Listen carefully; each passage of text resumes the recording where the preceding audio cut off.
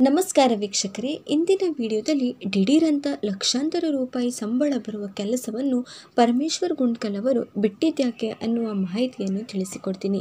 ಅದಕ್ಕಿಂತ ಮುಂಚೆ ನೀವಿನ್ನೂ ನಮ್ಮ ಚಾನೆಲ್ಗೆ ಸಬ್ಸ್ಕ್ರೈಬ್ ಆಗಿಲ್ಲ ಅಂದರೆ ದಯವಿಟ್ಟು ಸಬ್ಸ್ಕ್ರೈಬ್ ಮಾಡ್ಕೊಳ್ಳಿ ಹಾಗೂ ಪಕ್ಕದಲ್ಲಿ ಕಾಣ್ತಿರೋ ಬೆಲ್ಲೈಕನ್ನು ಕೂಡ ಕ್ಲಿಕ್ ಮಾಡೋದನ್ನು ಮಾತ್ರ ಮರಿಬೇಡಿ.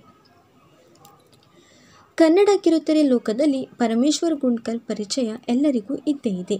ಕಲರ್ಸ್ ಕನ್ನಡ ವಾಹಿನಿಯ ಬಿಸ್ನೆಸ್ ಹೆಡ್ ಆಗಿದ್ದವರು ಪರಮೇಶ್ವರ್ ಗುಂಡ್ಕಲ್ ಅವರು. ಪರಮೇಶ್ವರ್ ಗುಂಡ್ಕಲ್ ಅವರ ನೇತೃತ್ವದಲ್ಲಿ Bigg Boss Kannada reality show ನಡೆಯುತ್ತಿತ್ತು. ಕೆಲ ಬಿಗ್ ಬಾಸ್ ಕನ್ನಡ ಆವೃತ್ತಿಗಳಿಗೆ ಪರಮೇಶ್ವರ್ ಗುಂಡ್ಕಲ್ ಅವರು ಡೈರೆಕ್ಟರ್ ಕೂಡ ಆಗಿದ್ದರು. ಹೌದು, ಕಲರ್ಸ್ ಕನ್ನಡ ವಾಹಿನಿಯಿಂದ ಪರಮೇಶ್ವರ್ ಗುಂಡ್ಕಲ್ ಹೊರಬಿದ್ದಿದ್ದಾರೆ.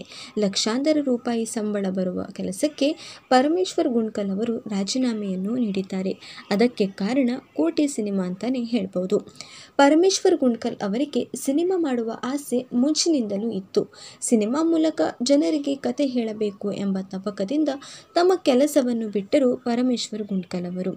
ಪ್ರಸ್ತುತ ಡಾಲಿ ಧನಂಜಯ್ ಅಭಿನಯದ ಕೋಟಿ ಚಿತ್ರದ ಕತೆ ರಚಿಸಿ ನಿರ್ದೇಶನವನ್ನು ಮಾಡಿದ್ದಾರೆ. ಪರಮೇಶ್ವರ್ ಗುಂಡ್ಕಲ್ ಚಿಕ್ಕ ವಯಸ್ಸಿನಿಂದ ಸಿನಿಮಾಗಳನ್ನು ನೋಡಿಕೊಂಡು ಬೆಳೆದವರಲ್ಲ.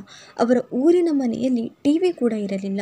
ಅವರ ಊರಲ್ಲಿ ಎಷ್ಟೋ ಸಂದರ್ಭಗಳಲ್ಲಿ ಎಲೆಕ್ಟ್ರಿಸಿಟಿ ಸಹ ಇರುತ್ತಿರಲಿಲ್ಲವಂತೆ. ರೇಡಿಯೋ ಕೇಳುತ್ತಿದ್ದ ಪರಮೇಶ್ವರ್ ಗುಂಡ್ಕಲ್ ಅವರು ಪತ್ರಕರ್ತರಾದರು. ಬೆಂಗಳೂರಿಗೆ ಬಂದು ಪತ್ರಕರ್ತನಾಗಿ ವೃತ್ತಿಯನ್ನು ಆರಂಭಿಸಿದರು.